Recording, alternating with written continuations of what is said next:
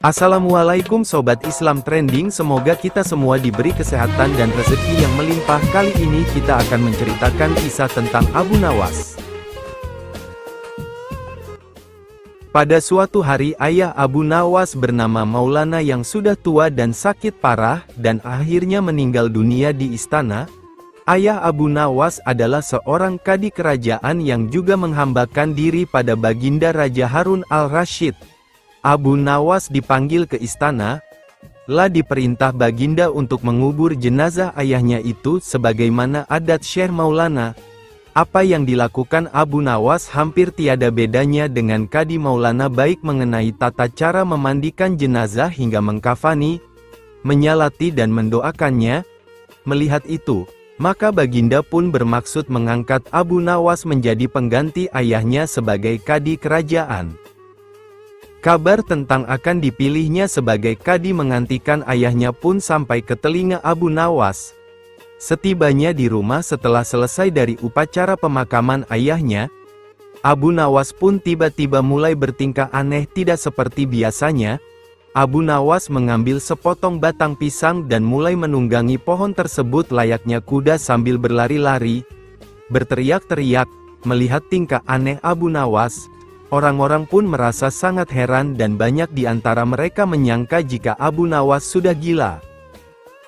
Pada hari berikutnya, Abu Nawas mengajak anak-anak kecil beramai-ramai menuju makam ayahnya dengan membawa segala macam alat-alat permainan. Sesampai di makam tersebut, ia kemudian mengajak anak-anak bermain rebana dan bersuka cita di atas kuburan ayahnya. Semua orang pun semakin heran atas kelakuan Abu Nawas itu. Mereka menganggap jika Abu Nawas sudah benar-benar menjadi gila karena kematian ayahnya. Pada suatu hari ada beberapa orang utusan dari baginda Harun al-Rasyid datang menemui Abu Nawas. Alangkah terkejutnya mereka melihat tingkah Abu Nawas yang sudah berubah. Salah satu dari mereka pun berkata menyampaikan perintah baginda. "Hai Abu Nawas, kami diutus untuk membawamu untuk menghadap ke istana," kata utusan baginda. "Buat apa baginda memanggilku? Aku tidak ada keperluan dengannya," jawab Abu Nawas dengan enteng. "Hai Abu Nawas, kau tidak boleh berkata seperti itu kepada rajamu," kata utusan. "Hai tuan utusan, kau jangan banyak cakap. Cepat ambil ini kudaku ini dan mandikan di sungai supaya bersih dan segar," kata Abu Nawas sambil menyodorkan sebatang pohon pisang yang dijadikan kuda-kudaan. Para utusan hanya geleng-geleng kepala melihat kelakuan aneh Abu Nawas. "Abu Nawas, kau mau apa tidak menghadap baginda?" kata utusan. "Katakan kepada rajamu, aku sudah tahu maka aku tidak mau," kata Abu Nawas. "Apa maksudnya Abu Nawas?" tanya utusan penasaran. "Sudah pergi sana, bilang saja begitu kepada rajamu," serga Abu Nawas sembari menyaruk pasir debu dan melemparnya ke arah para utusan. Mereka pun segera pergi meninggalkan Abu Nawas dan melaporkan kejadiannya pada baginda raja. Baginda begitu marah mendengar laporan utusan. "Kalian bodoh semua, menghadapkan Abu Nawas kemari saja tak bisa.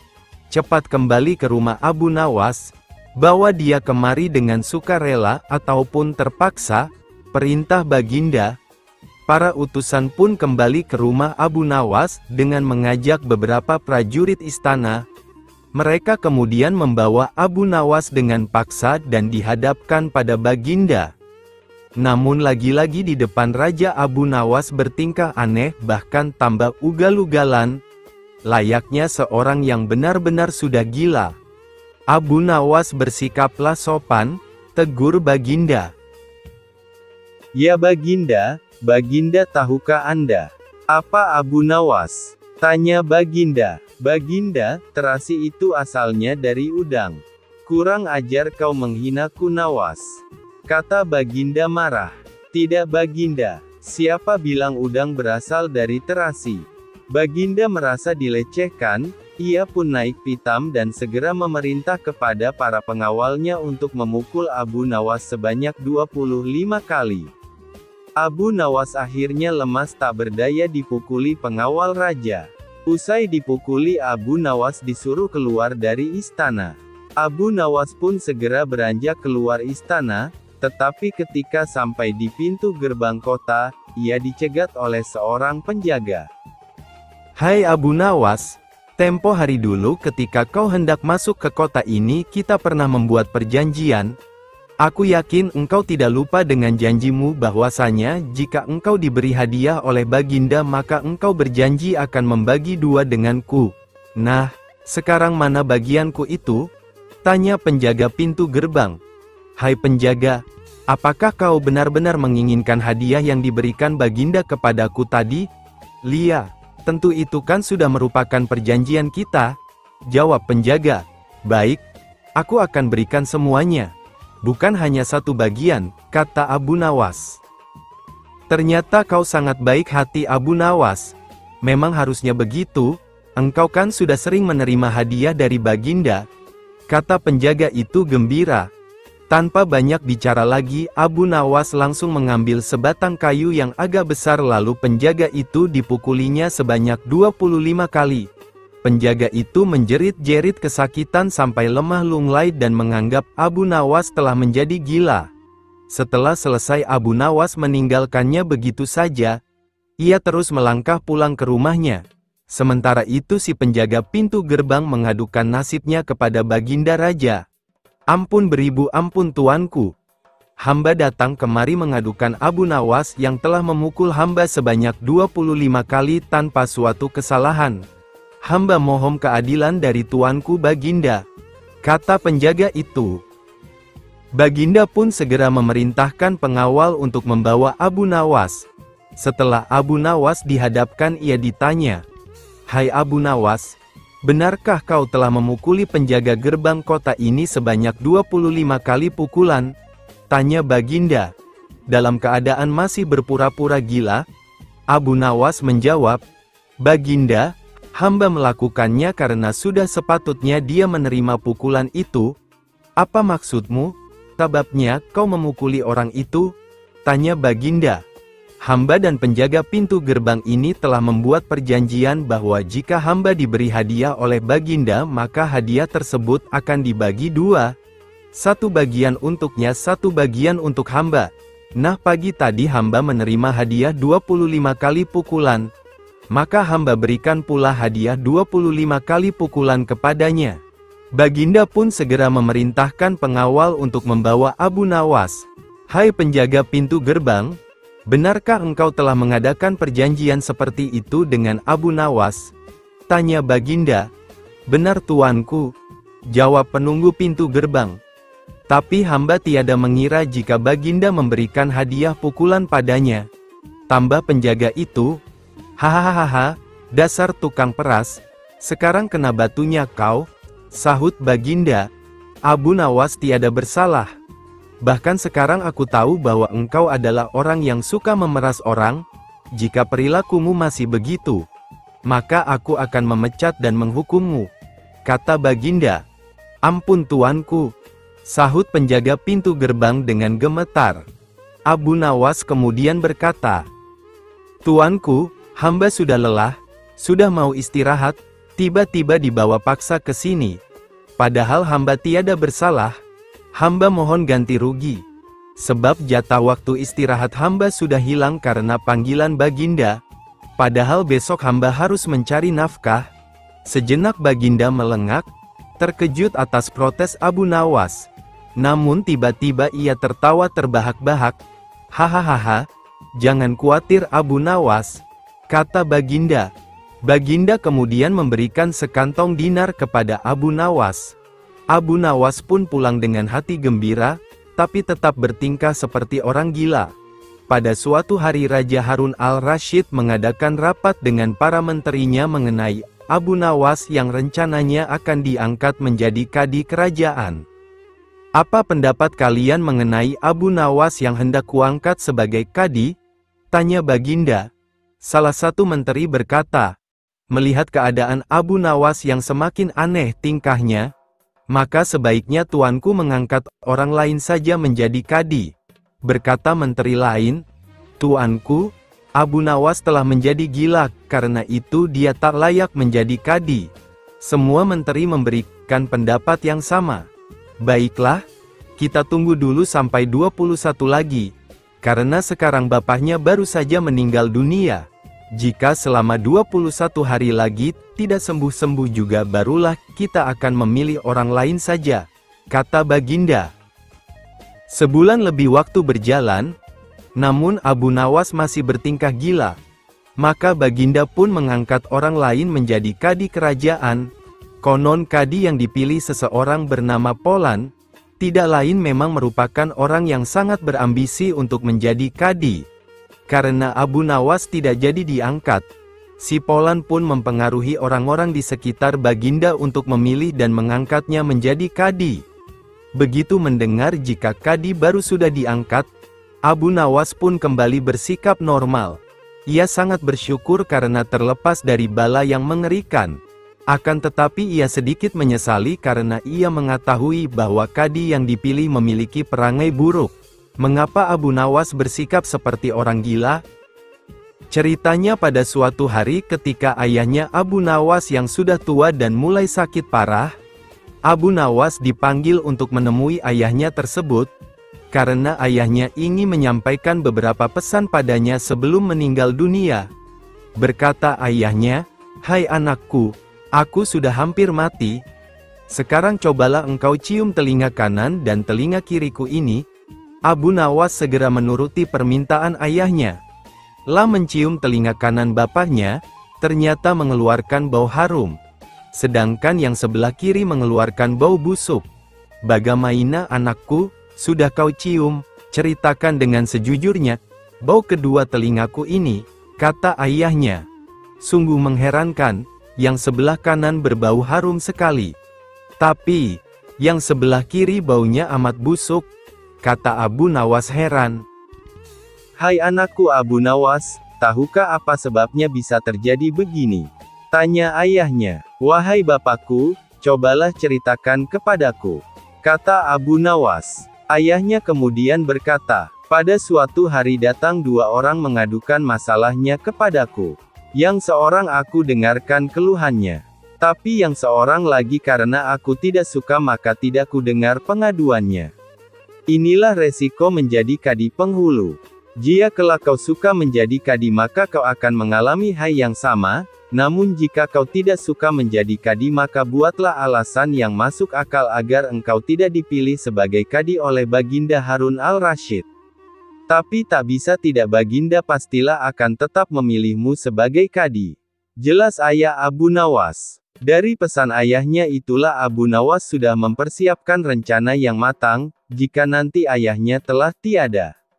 Hanya untuk menghindarkan diri agar tidak diangkat menjadi kadi, seorang kadi atau penghulu pada masa itu kedudukannya seperti hakim yang memutus suatu perkara.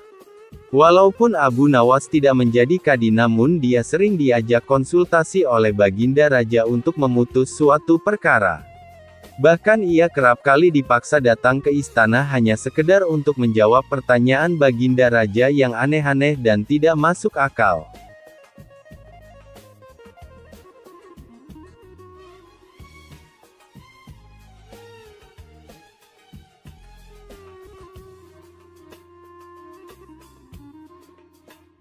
Al-Kisah, pada suatu malam dalam tidurnya Baginda Raja Harun al-Rasyid bermimpi bertemu seorang lelaki tua. Dalam mimpinya laki-laki itu tua berpesan kepadanya jika negeri yang dipimpinnya akan ditimpa musibah. Oleh sebab itu, agar dapat menghindari bencana itu ia harus mengusir seorang penduduk negerinya yang bernama Abu Nawas. Esoknya setelah ia terbangun Baginda Raja mulai gelisah hatinya mengingat mimpi yang dialami semalam. Ia kemudian memerintahkan kepada pesuruhnya untuk menghadirkan Abu Nawas ke istana. Tatkala Abu Nawas telah berada di istana, Baginda kemudian berkata kepada Abu Nawas, "Hai Abu Nawas, semalam, Abu Nawas terus berjalan tanpa tujuan yang pasti hingga ia berada di sebuah negeri. Selama beberapa hari di sana ia terus berpikir bagaimana cara ia kembali ke negeri Baghdad tanpa melanggar apa yang telah dipesankan raja kepadanya, yaitu tidak boleh menginjak bumi dan tidak pula mengendarai tunggangan apapun. Bukan Abu Nawas namanya jika ia memiliki keputusasaan. Abu Nawas tidak berputus asa atas apa yang telah menimpanya. Meskipun alasan yang membuat ia diusir sama sekali tidak masuk akal, ia menerimanya dengan ikhlas, selalu berdoa kepada Allah dan berpikir untuk bisa keluar dari setiap masalah yang menimpanya. Tibalah pada suatu hari ia merasa rindu berat kepada keluarganya di negeri Baghdad. Namun ia belum menemukan cara untuk kembali, hingga pada suatu hari lain tiba-tiba dia menemukan sebuah cara yang sangat masuk akal dan tidak membuatnya melanggar perintah raja. Setelah ia menemukan cara tersebut, Abu Nawas segera mempersiapkan segala sesuatu dan bersiap-siap untuk kembali ke kampung halamannya. Tibalah pada suatu hari ia merasa rindu berat kepada keluarganya di negeri Baghdad. Namun ia belum menemukan cara untuk kembali, hingga pada suatu hari lain tiba-tiba dia menemukan sebuah cara yang sangat masuk akal dan tidak membuatnya melanggar perintah raja. Setelah ia menemukan cara tersebut, Abu Nawas segera mempersiapkan segala sesuatu dan bersiap-siap untuk kembali ke kampung halamannya. Kabar kembalinya Abu Nawas mulai tersebar dalam negeri hingga ke telinga Baginda. Rakyat menyambut gembira kepulangan Abu Nawas karena kecintaan akan dirinya. Baginda Raja juga ikut senang, tapi dalam suasana yang berbeda. Jika rakyat senang karena mereka menyukai Abu Nawas, Baginda Raja senang karena kali ini ia dapat leluasa memberi hukuman kepada Abu Nawas. Baginda berpikir pasti mustahil Abu Nawas dapat kembali tanpa berpijak pada bumi atau menunggangi sesuatu. Tibalah Abu Nawas di istana dan menghadap Baginda Raja. Kehadirannya di istana membuat Baginda Raja sangat kaget ketika melihat Abu Nawas bergelantungan mengikat dirinya di bawah seekor keledai, dan kemudian Abu Nawas berkata kepada Baginda Raja, "Wahai Baginda Raja, bukankah engkau telah mengusirku dari negeri ini, dan melarangku kembali dengan berjalan memijak bumi dan tidak pula boleh menunggang apapun? Maka oleh sebab itu aku telah kembali dengan tidak memijak pada bumi dan tidak pula menunggung apapun, kecuali aku bergelantungan di bawah perut keledai." Melihat tingkah pola dan alasan yang diberikan Abu Nawas, Baginda Raja pun merasa masuk akal dan sangat memuaskan beliau. Akhirnya Abu Nawas bisa kembali ke keluarganya dan terbebas dari hukuman Baginda Raja. Suatu hari, Abu Nawas sibuk mondar-mandir mencari sesuatu di sekitar rumahnya. Ia terus mencari-cari namun tidak pernah menemukannya. Waktu pun terus berjalan hingga sudah setengah hari ia mencari. Karena sudah terlalu lama mencari namun belum menemukan, akhirnya banyak di antara tetangga-tetangganya yang bertanya-tanya padanya karena penasaran. Mereka pun banyak yang ikut bergabung untuk membantu Abu Nawas. "Hai Abu Nawas, apakah yang sedang engkau lakukan?" tanya seorang tetangga. "Mencari cincin," jawab Abu Nawas santai. Para tetangga yang bergabung pun turut serta membantu sebisanya. Ikut mondar-mondir, ke sana kemari, lama, hingga mereka pun kelelahan dan bosan. "Memangnya cincinmu itu kira-kira jatuhnya di mana?" tanya salah seorang lain dari para tetangga. "Seingatku, cincin itu jatuh di dalam rumahku," jawab Abu Nawas dengan santai tanpa merasa bersalah. Mendengar jawaban Abu Nawas, para tetangga yang ikut membantu langsung berhenti dari pencariannya. Sebagian ada yang marah dan langsung pergi. Sedangkan sebagian lainnya tetap tinggal. "Jika jatuh di dalam rumah, mengapa engkau mencarinya di luar rumah?" tanya salah satu tetangga yang tinggal. Sejenak menghela nafas, Abu Nawas pun memberikan alasan. "Bukankah kita sering melakukan itu, saudara-saudaraku? Seringkali kita mencari penyebab di luar kita atas berbagai persoalan yang kita hadapi." Abu Nawas kemudian menambahkan, "Bahkan, kita menyalahkan pihak lain saat ditimpa masalah, dan menjadikan orang-orang di luar kita sebagai penyebab utama atas persoalan yang melilit diri kita sendiri. Sama dengan catatan sama dengan. Semoga kisah di atas dapat kita ambil pelajarannya."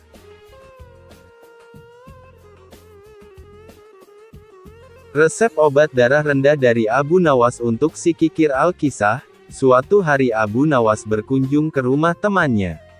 Kebetulan temannya ini termasuk golongan orang bakil atau kikir. Saat Abu Nawas berkunjung ke rumah si kikir tadi, kebetulan si kikir ini sedang dilanda demam tinggi. Tak begitu lama datanglah tabib yang akan memeriksa si kikir tadi.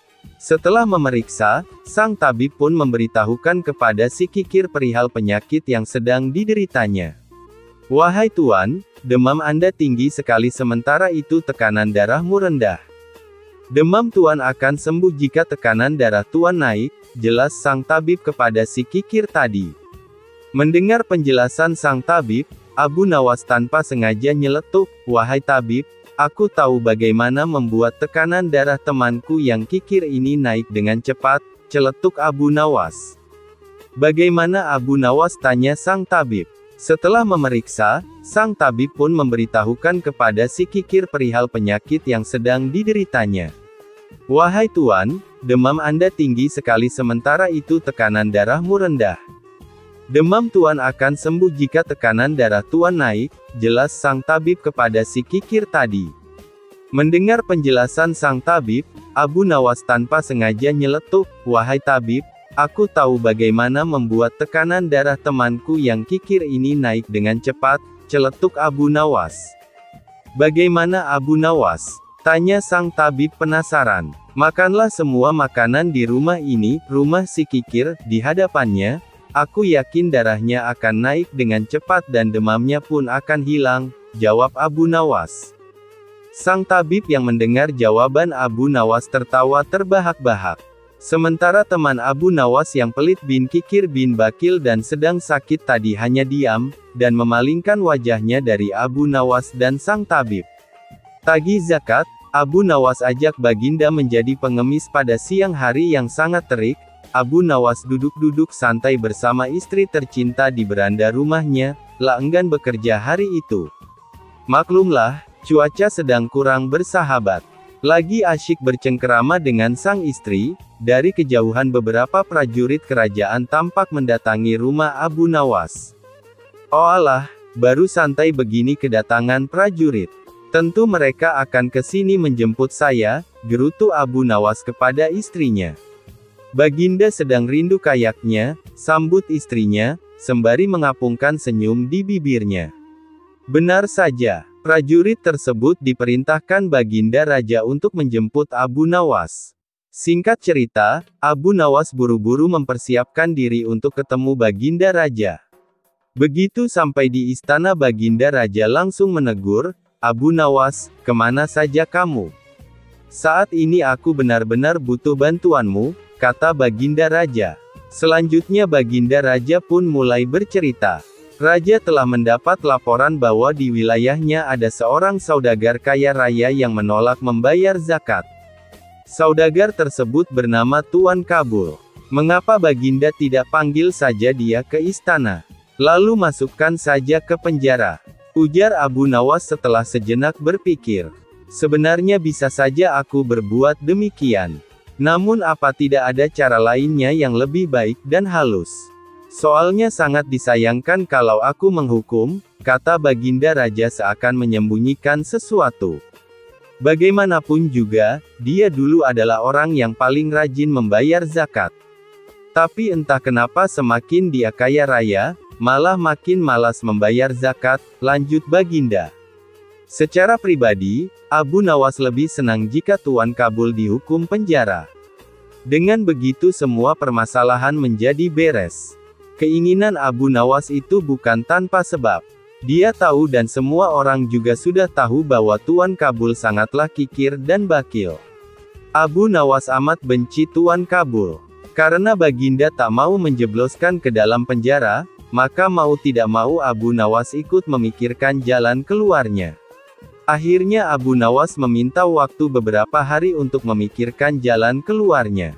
Seperti biasa, jika sudah begitu Abu Nawas langsung pamit begitu menerima hadiah dari Baginda Raja. "Ingat, kamu harus berhasil Abu," ujar Baginda menekankan. Setelah sepekan, Abu Nawas kembali ke istana. "Bagaimana? Apa taktikmu sekarang?" tanya Baginda Raja. "Beres Baginda, sudah ditemukan caranya. Cuma, saya dan Baginda harus jadi pengemis. Apakah Baginda bersedia? Tanya Abu Nawas. Pada mulanya, Baginda Raja agak kaget dengan ide Abu Nawas. Karena ada rasa keinginan kuat untuk menyadarkan Tuan Kabul, akhirnya Raja pun bersedia. Dengan memakai pakaian layaknya pengemis, Abu Nawas dan Baginda Raja pergi meluncur ke rumah Tuan Kabul. Kebetulan, pada saat itu, Tuan Kabul berada di rumah. Abu Nawas segera saja mengucapkan salam dan menyapa Tuan Kabul. Apakah Tuan mempunyai uang receh? Kata Abu Nawas. Tidak ada, jawab Tuan Kabul. Kalau begitu apakah Tuzet virus Nogaban? Kalau begitu, apakah Tuan punya pecahan roti kering, sekadar untuk mengganjal perut kami? Tanya Abu Nawas. Tidak ada, kata Tuan Kabul. Kalau begitu, kami minta segelas air saja, adakah Tuan? Tanya Abu Nawas. Sudah aku bilang dari tadi aku tidak punya apa-apa, kata Tuan Kabul yang mulai emosi. Abu Nawas dan Baginda senyum-senyum saja. Justru inilah yang ditunggu-tunggu Abu Nawas, sifat emosi yang dimunculkan Tuan Kabul. Kalau Tuan tidak punya apa-apa, mengapa Tuan tidak jadi pengemis seperti kami saja? Sambut Abu Nawas. Mendadak wajah Tuan Kabul terlihat murung. Rupanya ia teringat akan masa lalunya yang terbilang miskin dan tak punya apa-apa. Rasa marah, tersinggung dan terhina bercampur aduk dirasakan Tuan Kabul. Namun belum sempat Tuan Kabul sadar siapa yang berdiri di depannya, Raja mulai angkat bicara. Bagaimana Kabul, apakah memilih menjadi orang kaya atau orang yang tak punya? Sambut Abu Nawas. Mendadak wajah Tuan Kabul terlihat murung. Rupanya ia teringat akan masa lalunya yang terbilang miskin dan tak punya apa-apa. Rasa marah, tersinggung dan terhina bercampur aduk dirasakan Tuan Kabul. Namun belum sempat Tuan Kabul sadar siapa yang berdiri di depannya, Raja mulai angkat bicara. Bagaimana Kabul, apakah memilih menjadi orang kaya atau orang yang tak punya? Kata Raja, kalau mau kaya, bayarlah zakat, kalau tidak mau kaya, mengemis saja kayak orang ini, kata Raja sambil menunjuk ke Abu Nawas. Tuan Kabul terkejut bukan kepalang begitu tahu dengan siapa ia bicara, lapun mohon ampun dan berjanji akan membayar zakat dengan tertib. Ampun Baginda, zakat tentu akan kami bayar, ujarnya. Abu Nawas selanjutnya membacakan Al-Quran tentang ancaman orang yang enggan membayar zakat. Tanpa harus menjebloskan Tuan Kabul ke penjara, misi Abu Nawas dan Baginda Raja sukses.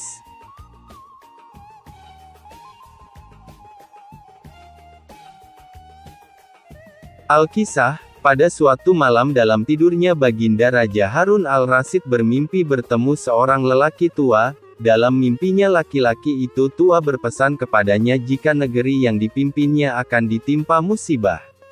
Oleh sebab itu, agar dapat menghindari bencana itu ia harus mengusir seorang penduduk negerinya yang bernama Abu Nawas. Esoknya setelah ia terbangun Baginda Raja mulai gelisah hatinya mengingat mimpi yang dialami semalam, ia kemudian memerintahkan kepada pesuruhnya untuk menghadirkan Abu Nawas ke istana. Tatkala Abu Nawas telah berada di istana, Baginda kemudian berkata kepada Abu Nawas. Hai Abu Nawas, semalam, aku bermimpi yang sangat aneh dan aku merasakan jika mimpi itu adalah suatu pertanda buruk bagi negeriku. Dalam mimpiku aku bertemu seorang laki-laki tua yang memakai pakaian serba putih. Ia mengatakan kepadaku jika negeri ini akan ditimpa bencana yang sangat besar. Agar itu tidak terjadi, ia berpesan agar aku mengusir seorang rakyatku dari negeri ini yang bernama Abu Nawas, dan ia juga mengatakan jika Abu Nawas itu ingin kembali maka hendaklah dia tidak berpijak di atas bumi atau mengendarai tunggangan apapun, tapi jika ia tidak bisa melakukan seperti itu maka ia tidak boleh lagi kembali ke negeri ini. Oleh sebab mimpi itu maka aku yakin ada sebuah kesialan atas dirimu. Maka aku memutuskan untuk mengusirmu dari negeri ini, kata Baginda. Dengan perasaan yang berkecamuk setelah mendengarkan perintah Baginda Raja atas pengusiran dirinya, Abu Nawas kemudian meninggalkan istana dan kembali ke rumah. Ia menceritakan kepada istrinya tentang apa yang telah dititahkan raja kepadanya. Istrinya merasa sangat sedih. Abu Nawas kemudian pergi meninggalkan keluarganya dengan bekal yang dibawa seadanya. Ketika dalam perjalanan ia terus memohon kepada Tuhan agar diberi petunjuk, ia pun terus memutar otaknya agar dapat keluar dari masalah itu. Abu Nawas terus berjalan tanpa tujuan yang pasti hingga ia berada di sebuah negeri. Selama beberapa hari di sana ia terus berpikir bagaimana cara ia kembali ke negeri Baghdad tanpa melanggar apa yang telah dipesankan raja kepadanya, yaitu tidak boleh menginjak bumi dan tidak pula mengendarai tunggangan apapun. Bukan Abu Nawas namanya jika ia memiliki keputusasaan. Abu Nawas tidak berputus asa atas apa yang telah menimpanya. Meskipun alasan yang membuat ia diusir sama sekali tidak masuk akal, ia menerimanya dengan ikhlas, selalu berdoa kepada Allah dan berpikir untuk bisa keluar dari setiap masalah yang menimpanya. Tibalah pada suatu hari ia merasa rindu berat kepada keluarganya di negeri Baghdad. Namun ia belum menemukan cara untuk kembali, hingga pada suatu hari lain tiba-tiba dia menemukan sebuah cara yang sangat masuk akal dan tidak membuatnya melanggar perintah raja. Setelah ia menemukan cara tersebut, Abu Nawas segera mempersiapkan segala sesuatu dan bersiap-siap untuk kembali ke kampung halamannya. Tibalah pada suatu hari ia merasa rindu berat kepada keluarganya di negeri Baghdad. Namun ia belum menemukan cara untuk kembali, hingga pada suatu hari lain tiba-tiba dia menemukan sebuah cara yang sangat masuk akal dan tidak membuatnya melanggar perintah raja. Setelah ia menemukan cara tersebut, Abu Nawas segera mempersiapkan segala sesuatu dan bersiap-siap untuk kembali ke kampung halamannya. Kabar kembalinya Abu Nawas mulai tersebar dalam negeri hingga ke telinga Baginda. Rakyat menyambut gembira kepulangan Abu Nawas karena kecintaan akan dirinya. Baginda Raja juga ikut senang, tapi dalam suasana yang berbeda. Jika rakyat senang karena mereka menyukai Abu Nawas, Baginda Raja senang karena kali ini ia dapat leluasa memberi hukuman kepada Abu Nawas. Baginda berpikir pasti mustahil Abu Nawas dapat kembali tanpa berpijak pada bumi atau menunggangi sesuatu. Tibalah Abu Nawas di istana dan menghadap Baginda Raja. Kehadirannya di istana membuat Baginda Raja sangat kaget ketika melihat Abu Nawas bergelantungan mengikat dirinya di bawah seekor keledai, dan kemudian Abu Nawas berkata kepada Baginda Raja, "Wahai Baginda Raja, bukankah engkau telah mengusirku dari negeri ini, dan melarangku kembali dengan berjalan memijak bumi dan tidak pula boleh menunggang apapun? Maka oleh sebab itu aku telah kembali dengan tidak memijak pada bumi dan tidak pula menunggung apapun, kecuali aku bergelantungan di bawah perut keledai." Melihat tingkah pola dan alasan yang diberikan Abu Nawas, Baginda Raja pun merasa masuk akal dan sangat memuaskan beliau. Akhirnya Abu Nawas bisa kembali ke keluarganya dan terbebas dari hukuman Baginda Raja. Suatu hari, Abu Nawas sibuk mondar-mandir mencari sesuatu di sekitar rumahnya. Ia terus mencari-cari namun tidak pernah menemukannya. Waktu pun terus berjalan hingga sudah setengah hari ia mencari.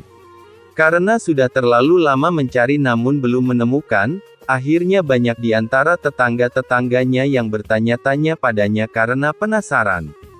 Mereka pun banyak yang ikut bergabung untuk membantu Abu Nawas. "Hai Abu Nawas, apakah yang sedang engkau lakukan?" tanya seorang tetangga. "Mencari cincin," jawab Abu Nawas santai. Para tetangga yang bergabung pun turut serta membantu sebisanya. Ikut mondar-mondir, ke sana kemari, lama, hingga mereka pun kelelahan dan bosan. "Memangnya cincinmu itu kira-kira jatuhnya di mana?" tanya salah seorang lain dari para tetangga. "Seingatku, cincin itu jatuh di dalam rumahku," jawab Abu Nawas dengan santai tanpa merasa bersalah. Mendengar jawaban Abu Nawas, para tetangga yang ikut membantu langsung berhenti dari pencariannya. Sebagian ada yang marah dan langsung pergi. Sedangkan sebagian lainnya tetap tinggal. "Jika jatuh di dalam rumah, mengapa engkau mencarinya di luar rumah?" Tanya salah satu tetangga yang tinggal. Sejenak menghela nafas, Abu Nawas pun memberikan alasan. Bukankah kita sering melakukan itu, saudara-saudaraku? Seringkali kita mencari penyebab di luar kita atas berbagai persoalan yang kita hadapi. Abu Nawas kemudian menambahkan, bahkan, kita menyalahkan pihak lain saat ditimpa masalah. Dan menjadikan orang-orang di luar kita sebagai penyebab utama atas persoalan yang melilit diri kita sendiri. Sama dengan catatan sama dengan. Semoga kisah di atas dapat kita ambil pelajarannya.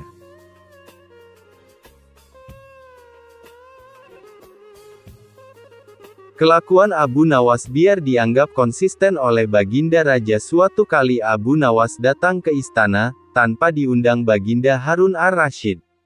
"Kebetulan kamu datang Abu. Saya memang sudah kangen denganmu," kata Baginda tanpa basa-basi.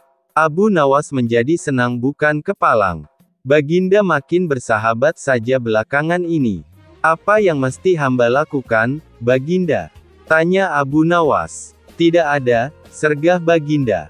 "Sebentar," ujar Baginda lalu beranjak dari tempat duduknya. Begitu kembali, Baginda sudah berganti pakaian lebih bersahaja, layaknya rakyat biasa. "Saya kepingin ke rumahmu," titah Baginda. Asyiknya, Baginda tidak mau dikawal siapapun. "Untuk apa Baginda ke rumah hamba?" tanya Abu Nawas heran, lapantas kaget dan serba salah. Soalnya, rumah Abu Nawas sedang berantakan. Istrinya pun tak ada di rumah. Lalu siapa nanti yang menyiapkan hidangan untuk Baginda? Abu Nawas jelas kebingungan. "Pokoknya saya mau ke rumahmu," ujar Baginda dengan suara ditekan. Karena Baginda memaksa, maka Abu Nawas pun mengalah. Mereka berdua pun berjalan kaki menuju rumah Abu Nawas, yang jaraknya tak begitu jauh. Sesampai di rumah, Baginda tak menyangka rumah Abu Nawas sangat sederhana. Tak ada barang berharga di rumah itu. "Kamu sendiri?" tanya Baginda. "Iya, Paduka," jawabnya. "Istri hamba sedang menjenguk orang tuanya," lanjutnya. "Kebetulan, saya ingin belajar tentang kebijaksanaan hidup dari dirimu," kata Baginda. Sampai di sini Abu Nawas belum paham maksud Baginda. Berpikir sejenak, Abu Nawas menyadari permintaan Baginda tidak mungkin bisa ditolak. Akhirnya ia pun menurut saja, dengan syarat bahwa kebijaksanaan hanya bisa dipelajari dengan praktik. Baginda pun tak keberatan menemani Abu Nawas dan melihat perilakunya. Malam itu Baginda tidak kembali ke istana, lah berencana menginap di rumah Abu Nawas. Abu Nawas menggosok kayu membuat api. Jawab Abu Nawas, setelah api besar, Abu Nawas memasak sop. Sop menjadi panas. Abu Nawas menuangkannya ke dalam 2 mangkok, lah mengambil mangkoknya, kemudian meniup-niup sopnya. "Mengapa sop itu kau tiup?" tanya Baginda lagi. "Agar lebih dingin dan enak dimakan," jawab Abu Nawas. "Ah, aku rasa aku tidak jadi belajar darimu," ketus Baginda. Mengagetkan Abu Nawas, "Engkau tidak bisa konsisten dengan pengetahuanmu," lanjut Baginda diiringi senyum kecut Abu Nawas. Malam itu juga Baginda pulang ke istana diantar Abu Nawas. Di perjalanan keduanya bicara tentang berbagai hal. "Berapa umurmu, Abu?" "40 tahun, jawab Abu Nawas. "Tapi beberapa tahun yang lalu, kau menyebut angka yang sama." "Hamba konsisten. Lapar banget." Abu Nawas membeli semerbak bau masakan pada suatu ketika Abu Nawas melakukan perjalanan yang panjang. Pada hari itu perut si cerdik ini keroncongan dengan amat sangat. Maklumlah sudah seharian belum terisi makanan sedikit pun. Abu Nawas memeriksa kantong uangnya. Bekal sudah menipis, lah hanya menemukan beberapa keping uang, sementara perjalanannya masih jauh. Bila uang itu digunakan untuk membeli sesuatu, nanti ongkos perjalanannya tidak akan terbayar. Walaupun tubuhnya lemas karena belum makan seharian, Abu Nawas tetap melangkahkan kakinya yang gontai. Pada saat melihat kedai yang ramai pembeli, Abu Nawas tak kuasa untuk tidak memasukinya. Dari bilik dapur terlihat asap mengepul. Itu pasti makanan yang sangat lezat, pikir Abu Nawas. Benar saja, bau masakan langsung menyeruak di hidungnya. Abu Nawas pun tidak menyia-nyiakan itu, langsung menghirup aroma masakan itu dengan kuat-kuat. Dari aromanya, Abu Nawas sudah membayangkan sajian yang lezat untuk dirinya. Tindakan itu diulanginya berkali-kali hingga ia merasa puas. Setelah merasa cukup puas dengan aroma masakan yang dihirupnya, Abu Nawas pun pergi meninggalkan kedai dengan mengapungkan senyum di bibirnya. Hanya saja, belum jauh dia melangkahkan kakinya, tiba-tiba terdengar teriakan dari seseorang. "Hai, mau kemana? Bayar dulu!" teriak orang itu, yang ternyata pemilik kedai. Abu Nawas pun menghentikan langkahnya. Dengan tenang dia balik kanan menghampiri si pemilik kedai. Abu Nawas sempat heran juga dengan kelakuan pemilik kedai yang menagih dirinya, padahal ia tidak makan atau minum barang sedikit pun di kedai itu. Enak saja main nyelonong pergi, bayar dulu baru boleh pergi, sergah pemilik kedai begitu Abu Nawas berhadapan dengannya. Kemudian Abu Nawas menganggukkan kepala tanda setuju permintaan sang pemilik kedai. Dengan santainya Abu Nawas merogoh kantong uangnya. Selanjutnya ia mempermainkan duit di kantongnya itu. Aneh juga, Abu Nawas tak memberikan uangnya kepada pemilik kedai. Malah Abu Nawas tak memberikan uangnya kepada pemilik kedai. Malah Abu Nawas terus bermain-main dengan uang recehnya dengan cara mengocok kantong uangnya. Suara uang receh terdengar kerincing-kerincing. "Ayo, mana uangnya? Bayar!" teriak pemilik kedai. "Baik, ini bayarnya," kata Abu Nawas sambil mengocok kembali uang recehnya sehingga timbul suara kerincing-kerincing. "Loh, mana uangnya? Dari tadi cuma mendengar suaranya saja," kata pemilik kedai yang semakin geram.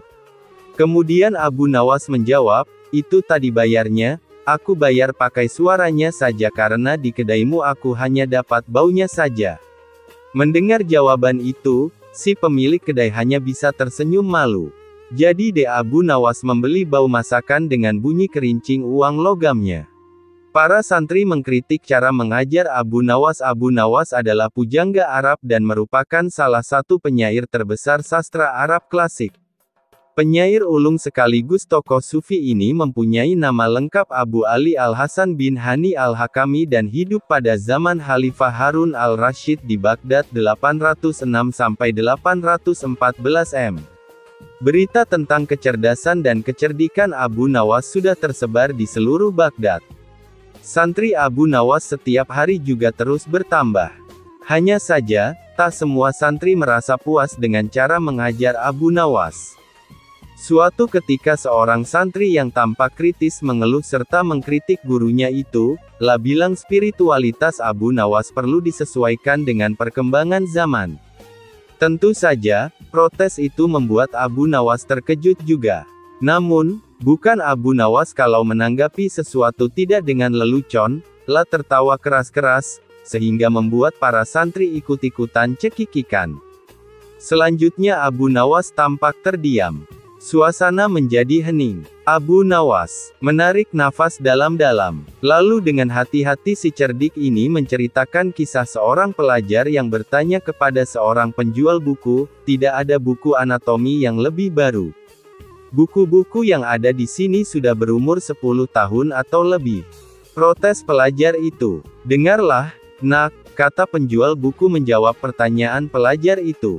"Tidak ada penambahan tulang apapun dalam tubuh manusia selama 10 tahun terakhir ini. Demikian pula halnya," sambung Abu Nawas, "tidak ada penambahan apapun dalam kodrat manusia selama 10.000 tahun terakhir ini." Para santri terdiam dan hening ketika sang guru bercerita. Abu Nawas menatap tajam santrinya satu persatu saat menutup cerita tentang penjual buku dan seorang pelajar itu. Hal lainnya yang membuat santri Abu Nawas protes juga karena seringnya sang guru membuat lelucon. Hampir selalu ada gelak tawa dalam setiap kali ia bicara. Hal itu rupanya juga mengganggu mereka yang sangat ingin serius tentang spiritualitas dan diri mereka. "Guru ini seperti badut," kata seorang santrinya suatu ketika. Hal lainnya yang membuat santri Abu Nawas protes juga karena seringnya sang guru membuat lelucon. Hampir selalu ada gelak tawa dalam setiap kali ia bicara. Hal itu rupanya juga mengganggu mereka yang sangat ingin serius tentang spiritualitas dan diri mereka. "Guru ini seperti badut," kata seorang santrinya suatu ketika. "Oh, tidak," sergah santri yang lain. "Anda salah tangkap. Seorang badut membuat Anda menertawainya, seorang guru membuat Anda menertawai diri sendiri," lanjutnya. Abu Nawas mendengar dialog antara santri itu dengan senyum-senyum. Abu Nawas tidak terganggu sama sekali dengan santrinya itu. "Apakah sesuatu menjadi sungguh-sungguh benar," katanya, "jika tak seorang pun menertawakannya?" Dan Abu Nawas tetap seperti itu. Kocak dan kadang ngawur. Jika bukan begitu, ya, bukan Abu Nawas lagi. Hakim Pening hadapi kasus sengketa kebun Abu Nawas dan Tuan Tanah Al-Kisah. Suatu ketika Abu Nawas melihat-lihat kebunnya yang sudah lama tidak diurus. Di saat dirinya asyik melihat-lihat pohon di dalam kebun, tiba-tiba ada suara menghardik. "Ngapain kau masuk kebunku?" ujar seorang lelaki yang oleh penduduk setempat berjuluk Tuan Tanah. "Apa?" Abu Nawas kaget bukan kepalang. "Ini kebun milikku. Jangan mengaku aku ya," lanjut Abu Nawas dengan suara tak kalah kencang. Abu Nawas dan Tuan Tanah sama-sama kekeh mengklaim itu kebun miliknya. Kasus ini jelas ruwet karena pemilik kebun kala itu tidak memiliki surat-surat tanda kepemilikan. Cara musyawarah dan mufakat tak bisa putus. Keduanya mengaku itu kebunnya. Tak ada jalan lain bagi Abu Nawas, kecuali melapor kepada Baginda Raja Harun al-Rasyid. "Ini masalah rumit Abu. Agar masalahnya bisa diputus secara adil maka mesti ditangani oleh hakim yang bijaksana," ujar Baginda angkat tangan. "Baik Baginda," sambut Abu Nawas dengan takzim. "Persoalannya, siapa hakim yang akan menangani itu juga bukan perkara mudah. Biasanya urusan yang ruwet seperti ini menjadi pekerjaan Abu Nawas. Kini justru Abu Nawas sendiri yang berperkara. Jadi mesti dicari hakim yang selevel Abu Nawas untuk menangani kasus ini." Baginda Raja akhirnya mendapatkan hakim yang paling baik reputasinya di Baghdad. Hakim ini terkenal cerdas dan berwibawa. Orang-orang yang berperkara dengannya selalu puas. Baginda yakin, hakim ini akan memutuskan perkara ini dengan adil. Maka pada hari yang sudah ditentukan, sidang pun dilakukan, di salah satu ruang di istana. Dalam sidang itu, selain pihak yang bersengketa, hadir juga Baginda Raja. Rupanya Baginda ingin tahu siapa sesungguhnya yang mengaku-ngaku dan biang kerok-keruwetan ini. Baginda yakin klaim Abu Nawas atas kebunnya tidak mengada-ada. Tapi sangat sulit bagi dirinya untuk begitu saja memenangkan Abu Nawas. Nah, untuk menguji kebenaran pengakuan atas klaim kebun itu maka hakim bertanya kepada kedua belah pihak yang bersengketa. "Berapa jumlah pohon di dalam kebunmu?" tanya hakim. Tuan Tanah tampak kebingungan, bahkan cenderung panik. Sedangkan Abu Nawas tampak lebih tenang. Jujur Abu Nawas tidak pernah menghitung berapa jumlah pohon yang ada di kebunnya. Begitu juga Tuan Tanah. Lagi pula, siapa yang sudi menghitung pohon di kebun? Bagaimana Anda mengakui itu kebun Anda, sementara Anda tidak kenal dengan kebun sendiri?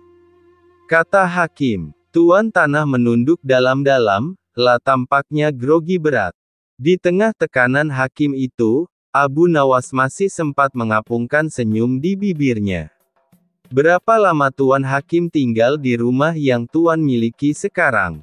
Abu Nawas balik bertanya. "Sejak beberapa tahun yang lalu," jawab hakim yang tak mengira akan mendapat balasan pertanyaan.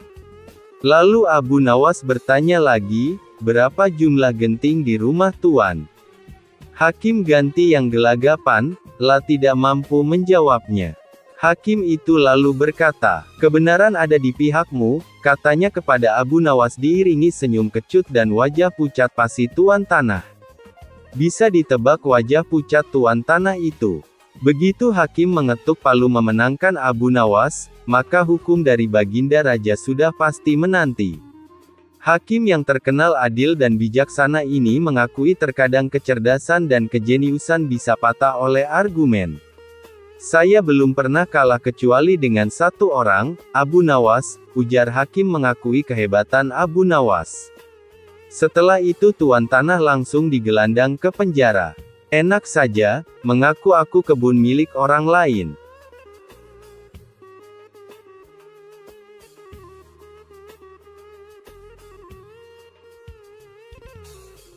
Gara-gara mimpi, Baginda Raja mengusir Abu Nawas. Mimpi buruk yang dialami Baginda Raja Harun al-Rasyid tadi malam menyebabkan Abu Nawas diusir dari negeri Baghdad. Abu Nawas tidak berdaya. Bagaimanapun ia harus segera menyingkir meninggalkan negeri Baghdad hanya karena mimpi. Masih jelas terngiang-ngiang kata-kata Baginda Raja di telinga Abu Nawas. Tadi malam aku bermimpi bertemu dengan seorang laki-laki tua, lah mengenakan jubah putih, lah berkata bahwa negerinya akan ditimpa bencana bila orang yang bernama Abu Nawas masih tetap tinggal di negeri ini, lah harus diusir dari negeri ini sebab orang itu membawa kesialan, lah boleh kembali ke negerinya dengan syarat tidak boleh dengan berjalan kaki, berlari, merangkak, melompat-lompat dan menunggang keledai atau binatang tunggangan yang lain. Dengan bekal yang diperkirakan cukup, Abu Nawas mulai meninggalkan rumah. Istri Abu Nawas hanya bisa mengiringi kepergian suaminya dengan derayan air mata. Sudah 2 hari penuh Abu Nawas mengendarai keledainya. Bekal yang tidak terlalu meresapi pengusiran dirinya dengan kesedihan yang terlalu mendalam. Sebaliknya Abu Nawas merasa bertambah yakin bahwa Tuhan Yang Maha Perkasa akan segera menolong keluar dari kesulitan yang sedang melilit pikirannya. Bukankah tiada seorang teman pun yang lebih baik daripada Allah SWT dalam saat-saat seperti itu?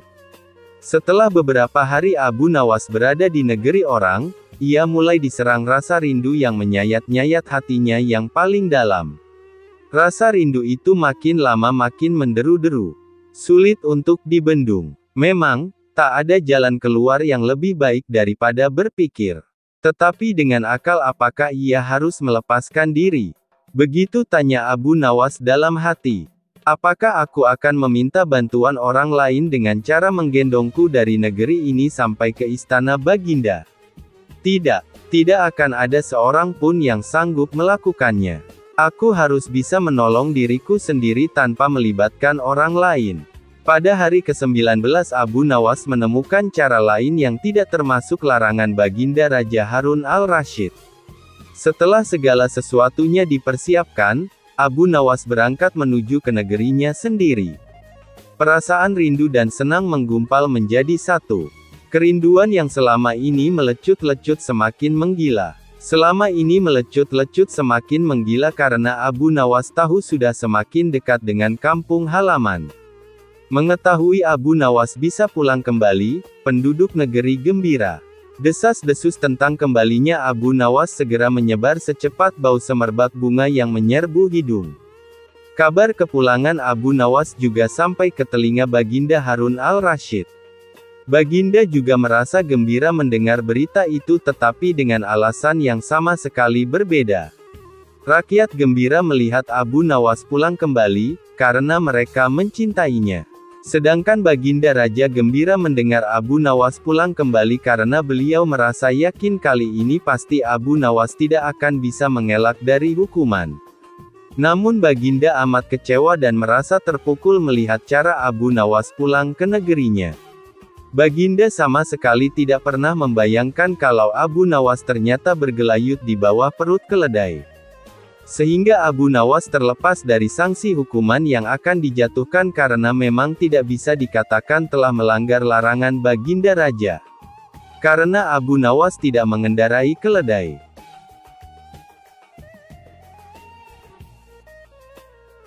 Ahli hukum Islam saja minta fatwa Abu Nawas al-Kisah. Salah seorang ahli fikih resah akan perkara hukum yang dimilikinya.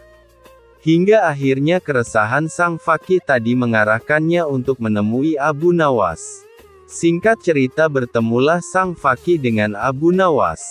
Tanpa basa-basi sang faqih pun mengutarakan keresahannya. Wahai Abu Nawas, Aku membutuhkan pertolonganmu. Aku ingin engkau memberikan fatwa kepadaku perihal keresahanku selama ini, dan semoga engkau mendapatkan balasan dari Allah atas kebaikanmu." Sang fakih berbasa-basi. "Keresahan apa yang kau hadapi? Katakan saja," kata Abu Nawas. "Wahai Abu Nawas, manakah yang lebih utama, berjalan di depan iring-iringan jenazah atau di belakangnya?" tanya si ahli fikih. "Wahai ahli fikih, jangan terlalu serius dan resah perihal urusan remeh-temeh seperti ini," jawab Abu Nawas. "Wahai Abu Nawas, manakah yang lebih utama, berjalan di depan iring-iringan jenazah atau di belakangnya?" tanya si ahli fikih. "Wahai ahli fikih, jangan terlalu serius dan resah perihal urusan remeh-temeh seperti ini," jawab Abu Nawas. "Lantas fatwa apa yang bisa kau beri padaku perihal perkara ini?" sergah sang ahli fikih penasaran. Abu Nawas pun menjawab, "Berjalanlah sesukamu, depan belakang, kanan kiri itu sama saja, asal jangan kau naiki keranda jenazahnya." Keseriusan ahli fikih yang tadinya menyimak uraian Abu Nawas, berubah menjadi tawa. Sang ahli fikih itu pun pergi dengan rasa puas dan tertawa sepanjang perjalanan. Baginda Raja jadikan tempat tidur Abu Nawas sebagai WC. Baginda Raja mendadak kangen, ingin bertemu dengan Abu Nawas. Soalnya, sudah beberapa hari ini si cerdik ini tak menampakkan batang hidungnya. Sudah beberapa kali, lewat utusannya, Baginda memanggil Abu Nawas. Namun sang pelipur lara ini belum juga menampakkan diri. Pada hari itu, rindu Baginda Raja tak tertahankan, lah ingin Abu Nawas menghibur hatinya yang galau. Setelah lama berpikir mencari cara agar Abu Nawas mau datang ke istana, Baginda Raja akhirnya menemukan ide yang super jahil. Raja kemudian memanggil 3 orang prajurit dan menyuruh mereka pergi ke rumah Abu Nawas. "Pengawal, pergilah ke rumah Abu Nawas. Beraklah di tempat tidurnya. Kalau kalian berhasil, maka masing-masing akan aku beri uang 1000 dirham, titah Baginda Raja serius. Kendati terasa aneh, tanpa pikir panjang, ketiga utusan Baginda Raja tersebut langsung menerima perintah Baginda. "Daulat Paduka," jawab ketiga prajurit tersebut secara bersamaan. Mereka pun langsung berangkat menuju rumah Abu Nawas sesuai titah Baginda Raja. Sementara itu, ada seorang pejabat tinggi kerajaan yang memperhatikan perintah sang raja kepada ketiga prajurit tersebut. Pejabat itu memberanikan diri untuk bertanya kepada raja, "Maaf Paduka, bukankah tugas yang diberikan itu tampak aneh dan menghina?" ujar pejabat setingkat pati itu. "Memang benar, tapi itulah siasatku agar Abu Nawas segera hadir ke istana," jawab Baginda terkekeh. "Apakah gerangan rencana Baginda?" tanya pejabat itu lagi menunjukkan bahwa dirinya belum paham. "Nanti kamu akan segera mengetahuinya, dan sekarang kamu ikutilah ketiga anak buahmu itu dan intailah mereka. Sampaikan kepada Abu Nawas, bila dia berhasil menggagalkan tugas prajurit itu, maka ia akan aku beri uang 3000 dirham dan sekaligus ia boleh memukul utusanku itu," kata Baginda Raja. Dengan perasaan yang masih bingung, pejabat itu segera melaksanakan perintah Raja. Dia segera berkemas dan menuju ke rumah Abu Nawas. Para prajurit Baginda Raja Harun al-Rasyid yang sudah berangkat lebih dulu sudah tiba di rumah Abu Nawas. Ketiganya langsung mengetuk pintu rumah. Tak lama setelah itu, Abu Nawas pun membukakan pintu dan bertemu ketiga utusan Baginda Raja.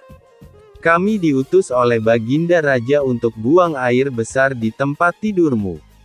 Karena ini perintah Raja, kamu tidak boleh menolak," kata salah satu prajurit. Abu Nawas kaget bukan kepalang. Tapi ia segera sadar, permainan sedang dirancang Baginda Raja. "Oh, silakan. Saya sama sekali tidak keberatan. Silakan saja kalau kalian mampu melaksanakan perintah raja, ucap Abu Nawas kemudian, telah segera memutar otak. Betul, tanya prajurit raja memastikan. Iya, silakan saja, sahut Abu Nawas enteng. Abu Nawas mengawasi orang-orang itu beranjak ke tempat tidurnya dengan perasaan geram yang sudah ia tahan. Betul-betul kelewatan, gumam Abu Nawas dalam hati. Abu Nawas memutar otak untuk menggagalkan tindakan bodoh dan kurang ajar tiga prajurit itu. Setelah berpikir beberapa saat, Abu Nawas akhirnya menemukan cara untuk menggagalkan tugas para utusan tersebut. Pada saat para utusan itu hendak bersiap-siap buang air besar, mendadak Abu Nawas berkata di balik jendela kamar. Hai para utusan raja, ada yang lupa saya sampaikan kepada kalian, kata Abu Nawas. Apa itu? Tanya salah satu utusan raja. Saya ingatkan supaya kalian jangan melebihi perintah Baginda Raja. Jika kalian melanggar, saya akan pukul kalian dengan sebuah pentungan besar dan setelah itu saya akan laporkan kepada Baginda bahwa kalian melanggar perintahnya, ancam Abu Nawas. Dengan cekatan Abu Nawas segera mengambil sebatang kayu besar yang ada di dapur rumahnya, kemudian berlari kembali ke kamarnya dengan membawa pentungan kayu besar itu.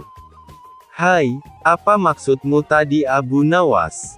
Tanya salah satu utusan. Ingat, perintah raja hanya buang air besar saja dan tidak boleh lebih dari itu, jawab Abu Nawas. Iya, benar, jawab utusan raja. Aku ulangi lagi, hanya buang air besar saja. Tidak boleh lebih. Ingat, tidak boleh kencing, tidak boleh buka celana, tidak boleh cebok. Hanya buang air besar saja. Tegas Abu Nawas. Mana mungkin? Itu tidak mungkin, kami juga harus buka celana dan kencing, protes salah satu utusan. Aku akan pukul kalian sekeras-kerasnya jika kalian melanggar perintah raja, sahut Abu Nawas kembali mengancam.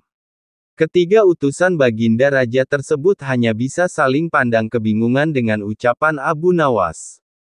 Di tengah kebingungan tersebut, tiba-tiba ada suara yang memanggil Abu Nawas. Rupanya suara tersebut datang dari pejabat tinggi kerajaan. Melihat kedatangannya, Abu Nawas dan ketiga utusan raja segera berkumpul untuk menemui suara tersebut. Aku sudah mendengar perdebatan kalian. Baginda Raja memang memerintahkan para utusan untuk berak di tempat tidurmu. Jika mereka sanggup, masing-masing akan mendapatkan 1000 dirham. Jika mereka gagal, maka mereka boleh engkau pukul sesuka hatimu, kata petinggi kerajaan tersebut. Oh, begitu. Lalu hadiah dari Baginda untukku berapa tuanku? Tanya Abu Nawas. Oh, begitu. Lalu hadiah dari Baginda untukku berapa tuanku? Tanya Abu Nawas dengan mata berbinar. Sekarang juga engkau boleh menghadap Baginda Raja untuk menerima 3000 dirham, jawab pejabat itu. Mendengar itu, Abu Nawas dibuat kaget serta gembira. Sebelum menghadap Baginda Raja, Abu Nawas kembali mengambil pentungannya lalu mengejar ketiga utusan raja yang hampir buang air besar di ranjangnya. Ketiga utusan itu pun lari terbirit-birit. Abu Nawas, Baginda Raja sangat yakin engkau dapat mengatasi masalah ini. Baginda memang menginginkan kehadiranmu di istana untuk menghibur hatinya yang saat ini sedang gundah gulana, jelas pejabat tinggi kerajaan tersebut sambil tertawa. Abu Nawas setuju. Mereka pun berangkat menuju istana untuk memenuhi panggilan Baginda Raja sekaligus mengambil hadiah 3000 dirham.